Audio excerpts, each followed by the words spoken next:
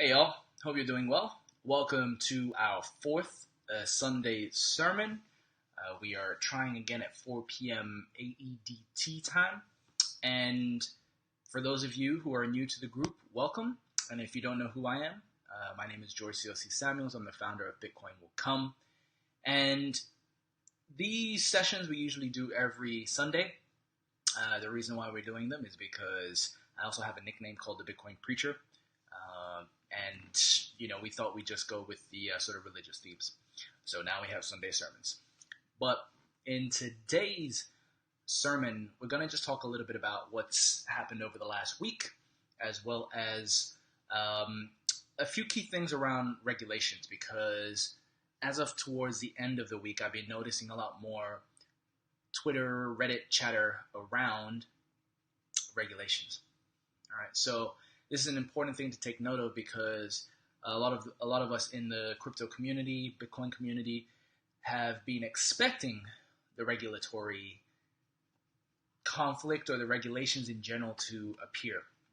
So I'm just going to show you a few of the key news articles that I've come across that are an indication of what we can expect more of in the new year. All right, so let me just take you through that now.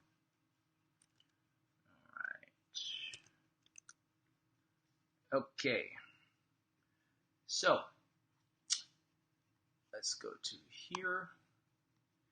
First article. Well, first of all, I was bookmarking a few articles from different parts of the world that all had to do with regulations in different parts. All right, so as you can see, we've got South Korea, Africa, the U.S., so Trump and the Federal Reserve, Egypt, Turkey, and Indonesia. And I'll take you through each of them.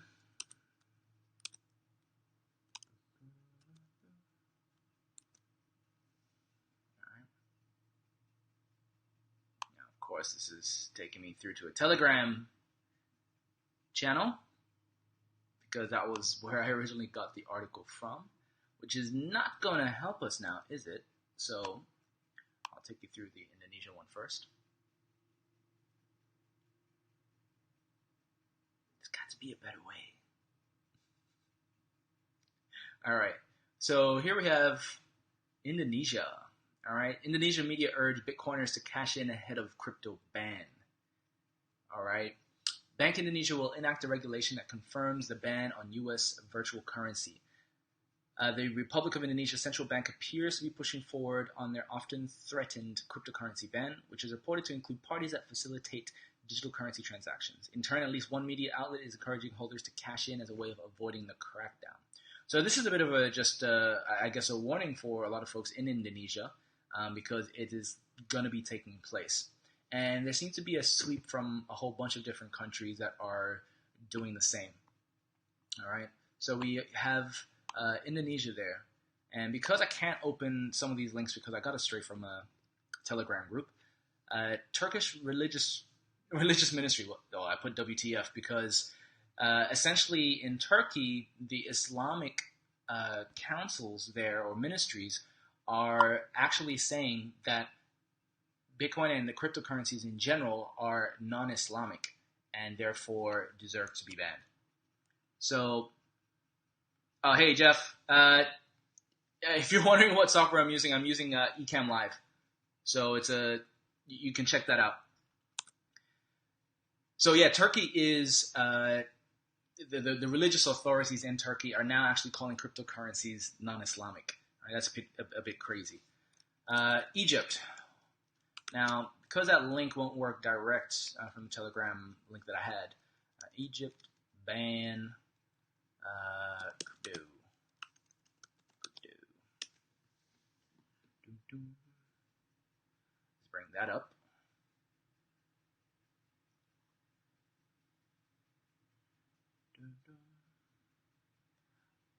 Well, that really doesn't. Oh, here we go. No. News.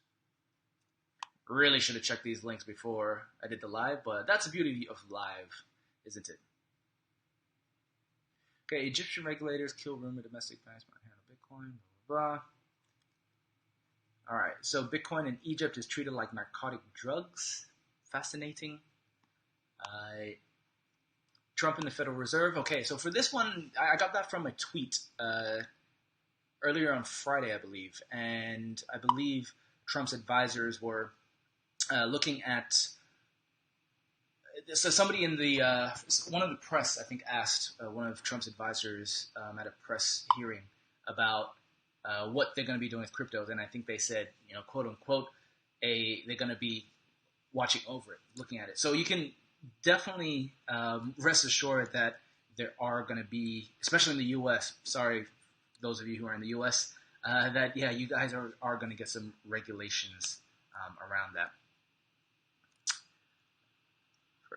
Jeff, sorry, brother. I'm just switching back between the comments and the video. Bitcoin trend, I've been posting about it for the last 3 months. Going way back then. Yep, I'll get to that, brother. Bitcoin is definitely another one to have a look at. All right, former SEC commissioner. Once again, just folks who have been in, close to the World Bank, other large. The federal banks, central banks, anyone who's in that arena or has been linked to that arena, they've been watching this cryptocurrency movements for a while now. So the African regulations, South Korea, they're all going to come, essentially, right? And it's just going to be a very interesting time in 2018 because I know even folks like Roger, Craig Wright, Vinny Lingham, and even from the BTC Bitcoin side, they have been expecting that when cryptocurrencies get to a certain velocity or momentum, then the governments will come in, all right, and they may also look to cash in on that as well, right? Because other news that came out, Coinbase was also given, and I'm just going to switch from there to there. All right, so I think the U.S. government has also ordered Coinbase to actually hand in the details from between the last year to 3 years ago. Anyone who has made more than $20,000 on Coinbase, they're going to have to report those earnings over to the U.S. government. And so, once again, folks, for those who have their money on exchanges, this is why it may be a good idea to get your money off of them if you are a long-term hodler. We keep saying this is the Wild West days, so, just protect yourself, keep yourself informed. Twitter, Reddit are still, can be a great source of real-time information as all of this is taking place. And of course, as I'm going through there, I'm looking to help summarize those things for you with these Sunday sermons. Okay, if we look at BTC, of course, as you might have seen over the last week, it has been a bit nuts. Definitely been a bit nuts. Things are looking like they're stabilizing for BTC Bitcoin, Bitcoin Cash. You can see this is market cap, all right, and they seem to be stabilizing a little. And, the war between the two is still going on. There's definitely that battle for hash power. And so remembering that fork.lol is a good site to check out if you want to look at the hash power battle between the two. And as you can see here, Bitcoin Cash is a little bit more erratic in terms of its hash power, all right? And as of right now, you can see that in terms of mining difficulty and profitability, Bitcoin Cash currently is ahead. But, I checked yesterday and BTC Bitcoin was more profitable. So this is one that I keep looking at to see what's happening in that arena. Now, there's another group called the Bitcoin Cash Fund, and just remembering, guys, this is my bias as a founder of the group. So please take that with a grain of salt. If you're interested in Bitcoin Cash, of course, learn more. but I am going to do my best to cover some of the other coins as we progress. I just have a love and passion for it, and but I still do believe in Satoshi's vision for Bitcoin. All right, but the Bitcoin Cash Fund group has their own public chat ecosystem now, which can be found at chat.thebitcoincash.fund, and anybody can join this using either your Facebook, Twitter, Gitter, or LinkedIn accounts. And the aim for our community here is to have it be one of the most, one of the largest or fastest growing and most positive Bitcoin Cash communities that are out at the moment. All right, so if you are interested in getting involved, learning more, you can definitely check out this URL here. Okay, another really interesting video that has been making its rounds on Twitter is this one here called "The Truth About the Bitcoin Lightning Network." Oh my God, I am talking to myself. I'm not even sharing the screen. Hey, sorry about that, guys. Okay, here. This is the URL for the Bitcoin Cash Fund community, chat.thebitcoincash.fund. Okay, and then we also, the video that I was just talking about, the truth about the Bitcoin Lightning Network. Now, if you haven't heard about the Lightning Network, this is one of the solutions to BTC, the BTC Bitcoin scaling debate, which isn't entirely ready right now, but this particular video has been making the rounds on Twitter to sort of help people understand what it could possibly mean, in much more simpler layman terms. Once again, of course, this video does have a bias against Lightning Network. So for those of you who are for Lightning Networks, feel free to share your knowledge as well about how you see the Lightning Network being good. And always in our community, we like to keep things civil. So do your best to keep things civil. Share your side of the story without getting angry at the other side, which is really hard to do. I know, I've been through it. All right. So, but this one is a pretty interesting video to watch nonetheless. And yeah, just check it out if you get a chance. All right. So there was also, I think, Populous. Now I'm going to go into some of the altcoins that I've been checking out. And so just to know, guys, even though I am all for Satoshi's Bitcoin, the group is called Bitcoin Will Come, we do cover other aspects of the cryptocurrency market. Actually, there was another really good tweet or article that was making its way around Twitter as well. Essentially, what was making its rounds were talking about how cryptocurrencies, the way that we're referring to cryptocurrencies right now, may not be the right way to label it. That they should actually be called crypto assets, and there's an argument for it being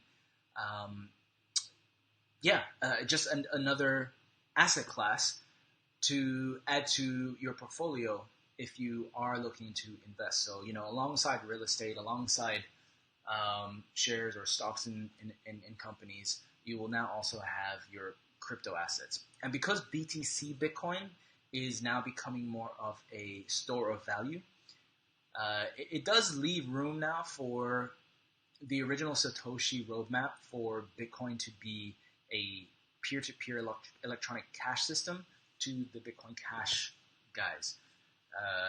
Because some people are seemingly fine with BTC Bitcoin just being a store of value. I have my thoughts on that, but do your own research and judge for yourself on that one. All right, but there's this book as well, just on the topic of crypto assets that I do highly recommend. This one here has been making its rounds on Twitter as well, and it's a good primer. And it's also good just for general investment advice and learning if you're new to that, trading, investing in general. So Crypto Assets, the Innovative Investor's Guide to Bitcoin and Beyond. Now, Chris Bernisk I hope I've said his name right. I believe he is also doing a lot of talks around the world right now. And so if you look for him on Twitter, he's a good guy to follow too, because he has some really cool, interesting thoughts around crypto assets in general. All right, so back to I'm going to bring out Bitcoin.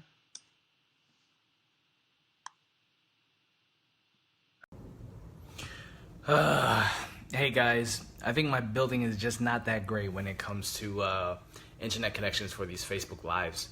So I'm just restarting this again, but doing it on my mobile. Hopefully it's more reliable than my internet connection in this building.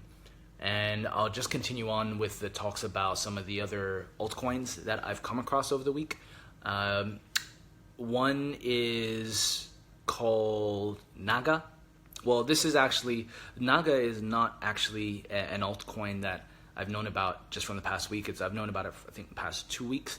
And the Naga ICO actually came from Twitter again, where I heard about it. And it was because I heard that it was backed by Roger Ver. I looked into it some more, did some digging. And they had their pre-ICO sale not too long ago, and they finished the pre-ICO. So you had a 30% discount on that ICO, and then now I think they're in their main sale period. So I'm gonna see if I can bring up the Naga URL or page again. And guys, if you're tuning in, feel free to ask comments or ask things that you have. I'll be happy to share and to answer anything that you may have questions on. All right, so of course Naga, if you're wondering what it is, here you go. So Naga, the only token sale by an IPO'd fintech uniting the financial, crypto, and gaming markets. All right, so I did some research into them. They actually have another application that's already in the market called Swipe Stocks. Swipe Stocks, just gonna put that in. Swipe Stocks, Swipe Stocks is a social trading network. So this is one of the differences between the Naga ICO and other ICOs that have come out. Most ICOs that people have been investing in are based on products that aren't yet tested in the market. They're just ideas. It's kind of like no different to a crowdfunding campaign, or crowd investing. Whereas the Naga token, I think is pretty interesting because they already have a product that's being proven, that's out. So it should give some more confidence into returns with the token when it does get released. All right, so that's the Naga token and ICO. So you can see here their main sale. So I was part of the pre-sale. And now they're in there.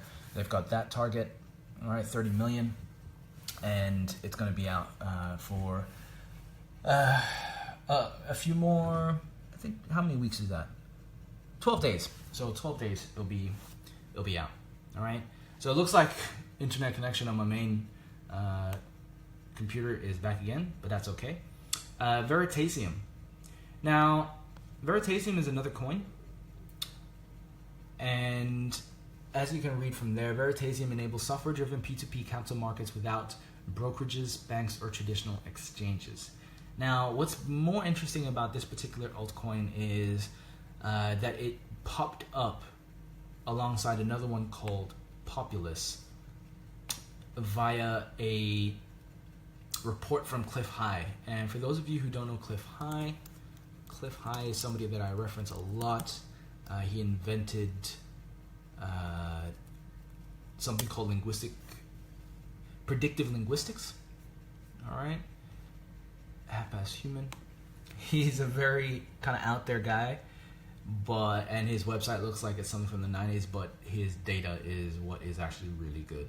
So I highly recommend downloading his reports if you want to. Otherwise, you can wait for me to download the report and give a summary of his report, essentially. So I usually just go through all 40 plus pages and give summaries of those. So Veritasium, Naga, Populous. All right. The reason why Populous came up in Cliff High's report because he's looking at sort of general linguistic chatter on the internet. Populous is one to take note of, and that's because this project is based on Ethereum, and it introduces a trading environment for investors and invoice sellers. Now, the reason why that's important is because Cliff High has also talked about how when it comes to the cryptocurrency space and also other industries, areas that are going to benefit highly from things like Ethereum, invoicing and payroll are going to be two kind of major industries that are going to benefit hugely from this boom in the cryptocurrency, crypto asset space. All right, so they're definitely ones to watch. Now, I know Jeffrey, who was just on the live video, he said, have you looked at Vertcoin? So I haven't invested in Vertcoin myself, but it has definitely popped up on Twitter a lot and Reddit. So as you can see, it says Vertcoin is a decentralized currency owned by its users. Well, I mean, any coin can kind of take that claim, but what makes it different? So Vertcoin is a digital currency that can be sent between people over the internet. Stays true to the original vision of cryptocurrency, a financial system owned by its users, the people's coin. Vertcoin is not controlled by large banks or mining hardware manufacturers and can be mined by anyone profitably. Fairly distributed without a pre-mine, ICO, or airdrop, Vertcoin is developed by community members working as volunteers, and the project is wholly funded by donations. Finite resource similar to gold, you can rest assured that Vertcoin will keep your money safe from the vested interests. Now, to be fair, I think I need to do a little bit more digging into Vertcoin myself. So if you have any more questions about Vertcoin, probably best to chat to Jeffrey, who seems to have been talking about it for a while.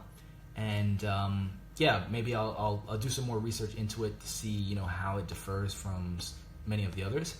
And I think that'll be useful for those of you who are interested in investing in some of the other altcoins. And remember, guys, it's everything that I'm sharing here is just based on what I'm learning.